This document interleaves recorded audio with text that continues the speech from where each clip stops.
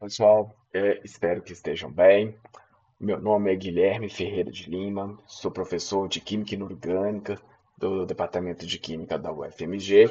Estou gravando esse vídeo a pedido da professora Maria Helena Araújo, que não pôde dar essa aula para vocês e me pediu para tentar ajudá-la, né, produzindo esse material aqui online.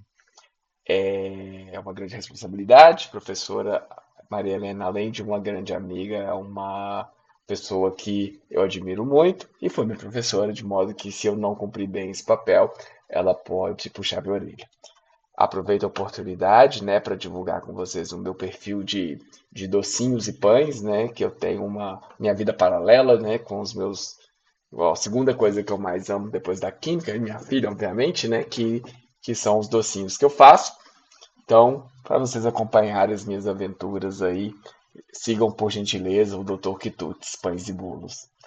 Hoje nós vamos falar um pouquinho sobre carbonila, que é um ligante extremamente importante em química inorgânica, acaba sendo um dos ligantes mais fortes que nós temos para ligar a metais de transição.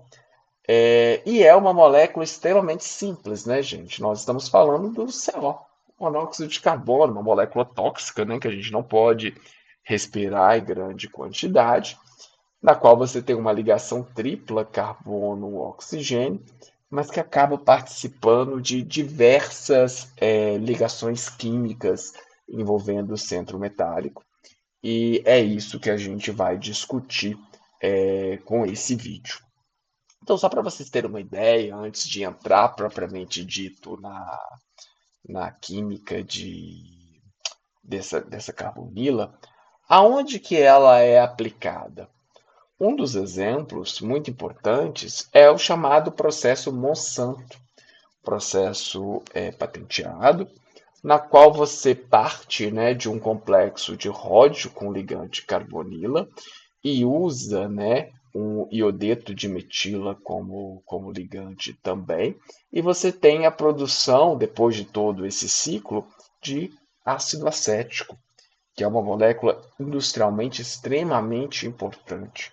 Então, o ligante carbonila, né, ele atua nesse processo, não só como um ligante, né, no átomo de ródio aqui, no complexo, mas ele vai ser transferido em algum momento para o grupo metila, né, para formar aqui o ácido acético.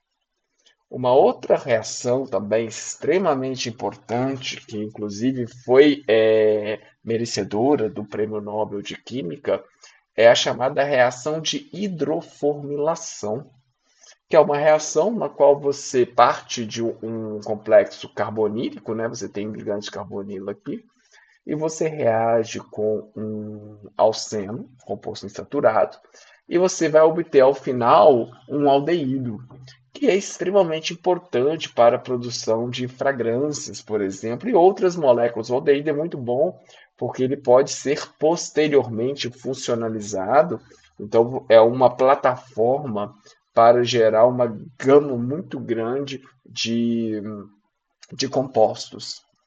Além disso, carbonila aparece, né, o monóxido de carbono é um dos reagentes no chamado processo, reação de Fischer-Tropsch, na qual você vai ter aqui catalisadores, geralmente cobalto, rutênio, na qual você vai ter a condensação dessas moléculas de CO, então o CO ele absorve nessas superfícies, vão fazer diversas reações e vão produzir moléculas orgânicas mais complexas, como o diesel e outros combustíveis. Então, ela é muito usada em refinarias, por exemplo.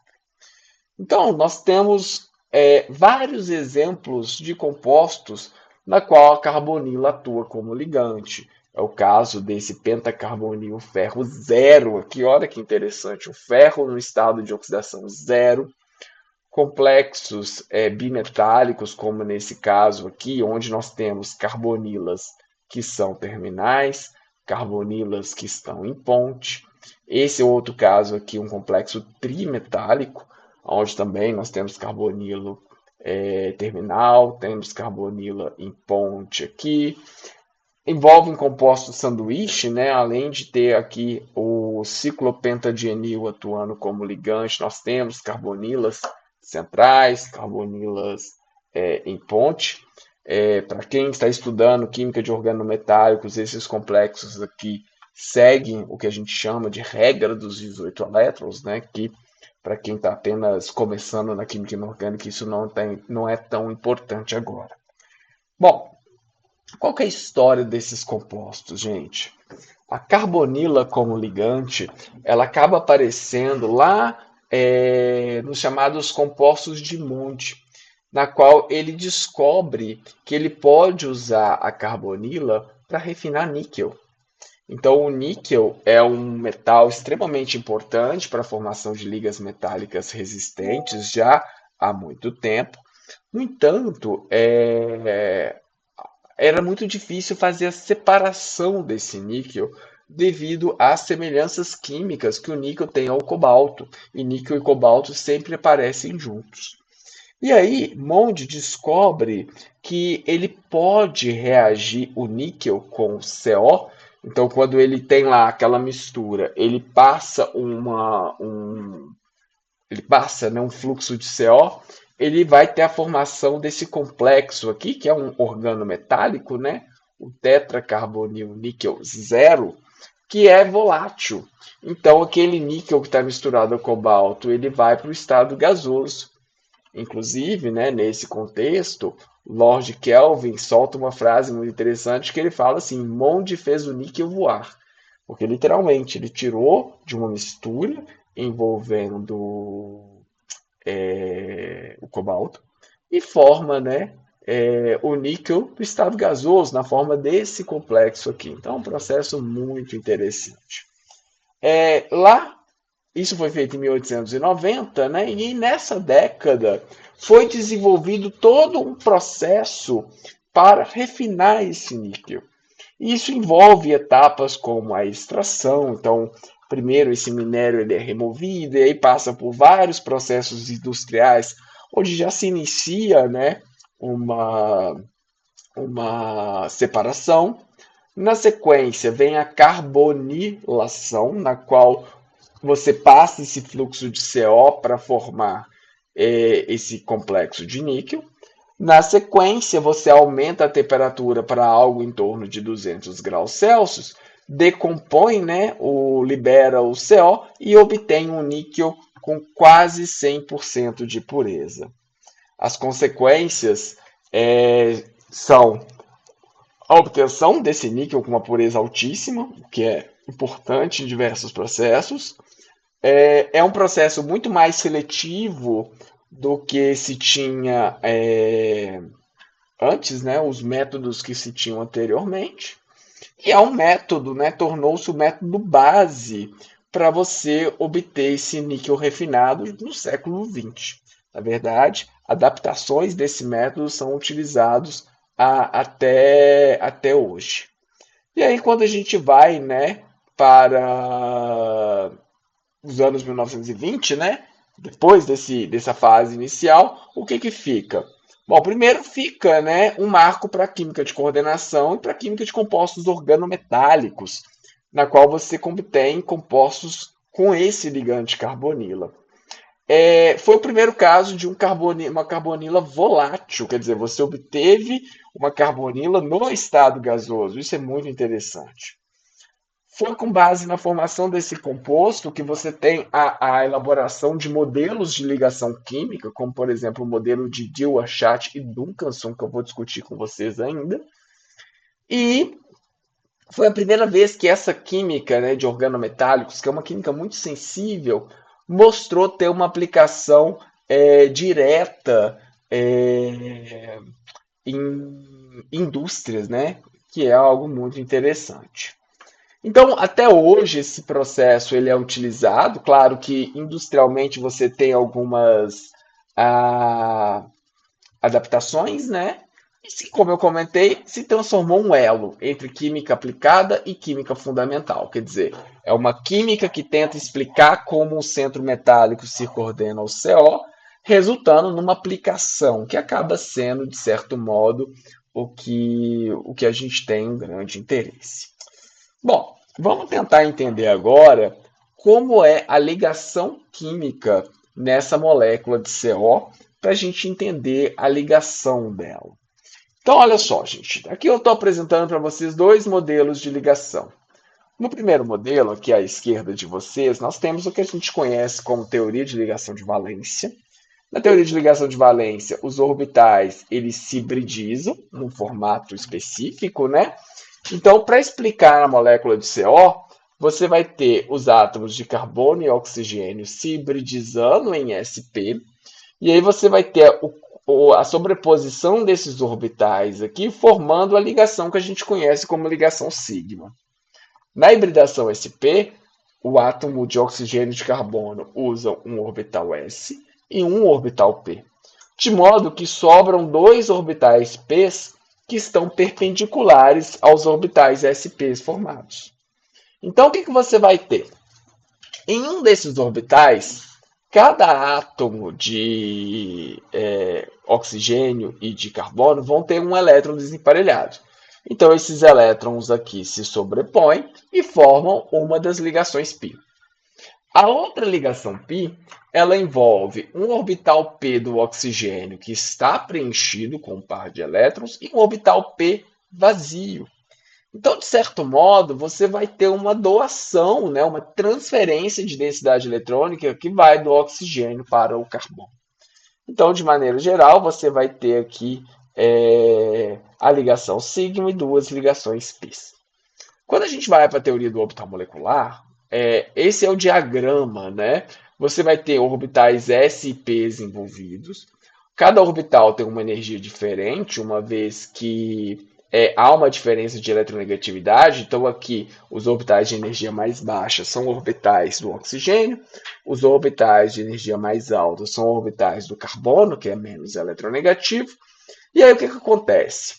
O orbital 2s do oxigênio não vai ter energia para interagir com ninguém, e ele vai formar um orbital sigma antiligante aqui. Já o orbital 2s do carbono, ele vai interagir com o orbital pz do átomo de oxigênio para formar um orbital sigma e um sigma antiligante aqui. E aqui vai ter uma certa contribuição também do orbital... Vai ter o do orbital pz, que vai também ter uma contribuiçãozinha aqui com esse orbital pz aqui para formar esse sigma antiligante aqui de cima. E os orbitais px e py, eu estou assumindo que o eixo z é o eixo de ligação, né?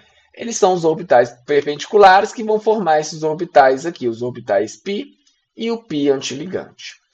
É muito importante a gente prestar atenção nesse orbital aqui, que é o orbital de maior energia, né, conhecido como HOMO, é o orbital de maior energia ocupado. E esse orbital ele tem uma característica muito grande de átomo de carbono, de modo que os últimos elétrons da molécula de CO eles vão estar num orbital que é tipicamente orbital de átomo de carbono. E esses orbitais aqui, que são os orbitais LUMO, os orbitais π antiligantes, eles também são orbitais com característica muito grande de átomo de carbono. Bom, gente, qual que é o impacto disso? Vamos lembrar, né, que eu comentei aqui que você tem um par de elétrons, de certo modo, sendo transferidos aqui. Então, na molécula de CO, você tem dois efeitos. Você tem essa transferência de elétrons do oxigênio para o carbono, que eu estou chamando aqui de um efeito da ligação química, de modo que esse carbono ele vai ficar com uma carga parcialmente negativa e esse oxigênio com uma carga parcialmente positiva. Isso contrabalanceia o efeito da eletronegatividade, que é o átomo de oxigênio mais eletronegativo e o átomo de carbono mais positivo. Então, é muito comum as pessoas, ou alunos mais inexperientes, acharem que o CO ele se liga através do átomo de oxigênio. Porque quando ele pensa apenas em eletronegatividade, ele pensa então, que a densidade eletrônica vai estar mais concentrada nessa posição, então seria mais fácil ligar aqui. No entanto, devido às ligações químicas que nós temos, o par de elétrons aqui do carbono ele está mais disponível. Ele vai poder fazer mais a ligação. E esse par de elétrons aqui, ó, do oxigênio, ele está numa energia muito mais baixa. Quando a gente balanceia o efeito da ligação química com o efeito da eletronegatividade, o resultado é que nós temos uma molécula que é praticamente apolar. Então, não é que você tem uma polaridade muito significativa, muito pelo contrário, a molécula quase não tem polaridade. E aí, quando a gente analisa os orbitais, nós vamos ter aqui esse orbital sigma, que é esse aqui, né? Muito concentrado sobre o átomo de carbono. Então, vocês podem ver aqui que esse orbital aqui é o orbital disponível para doar densidade eletrônica para o centro metálico. E ele pode fazer através de uma ligação sigma aqui. E o orbital π antiligante, que também está centrado no átomo de carbono, ele também pode fazer ligação com o centro metálico, envolvendo os orbitais dele, e fazer uma retrodoação, se o seu centro metálico tiver densidade eletrônica muito grande. Então, esse ligante CO, ele é um ligante sigma doador, então ele doa densidade eletrônica através desse orbital aqui, e ele é um π receptor, porque ele pode receber densidade eletrônica, nesse caso aqui, nesse orbital. Por isso que eles são ligantes lá do final da série espectroquímica. Existe um modelo de ligação que explica isso, que é um modelo chamado de Dewar-Schatz e Duncanson, que basicamente estipula o seguinte: a ligação da carbonila com o metal, ela tem duas componentes. Ela tem esse componente aqui representado pela seta azul escuro, que é a ligação sigma, e tem aqui a retrodoação representada por essas setas um pouco mais lilás, que é a doação de densidade eletrônica do metal para o átomo de carbono. Então, se o seu centro metálico tiver pouco elétron, a contribuição da retrodoação ela é pequena, de modo que você vai ter a ligação metal-carbono próximo a uma ligação simples e a ligação carbono-oxigênio próximo a uma ligação tripla, que é o que a gente observa na carbonila. Já se a retrodoação for razoável, quer dizer, se o metal tiver pouco mais de densidade eletrônica, você espera que ele devolve muita densidade eletrônica, então essa ligação agora passa a ser uma ligação de caráter dupla. Só que, como a densidade eletrônica ela está sendo jogada no orbital π antiligante da ligação CO, essa retrodoação enfraquece essa ligação. E aí, ao invés de ter uma ligação tripla, você teria o equivalente a uma ligação dupla, por exemplo. Se você tiver um caso extremo, que é o caso de um metal muito rico em elétrons, você vai poder ter muita retrodoação e essa ligação metal-carbono vai se aproximar de uma ligação tripla e a ligação carbono-oxigênio vai se transformar quase numa ligação simples. Bom, quando você tem essas coordenações, você consegue ver o impacto disso nos comprimentos de ligação. Então, por exemplo, quando você tem a molécula de CO livre, a distância de ligação é da ordem de 1,12, 1,13. Já quando ele se liga de forma terminal, que é esse caso aqui, como ele está recebendo densidade eletrônica do metal e está enfraquecendo a ligação tripla, a tendência é que esse comprimento de ligação se aumente. E aí está indo aqui para 1,15, 1,16. Já no caso da carbonila em ponte, onde ele está recebendo densidade eletrônica de dois centros metálicos, a ligação vai ficar mais longa ainda. E ele vai para 1,18, 1,20. Então, você consegue medir, né, através do comprimento da ligação, qual que é a extensão dessa retrodoação. Já se você estiver usando espectroscopia na região do infravermelho, você consegue observar isso também. Então, por exemplo, no CO livre, onde você tem uma ligação tripla, o número de onda, né, desse estiramento CO está lá em 2143. Já se você coordena ele a metais de carga cada vez mais negativa, isso vai ficando cada vez. Esse número de onda vai ficando cada vez menor, indicando que a ligação CO está ficando cada vez mais fraca. Por quê? Porque o centro metálico está jogando mais densidade eletrônica para o orbital pi antiligante. A forma de coordenação vai aparecer o espectro de infravermelho. Então, por exemplo, se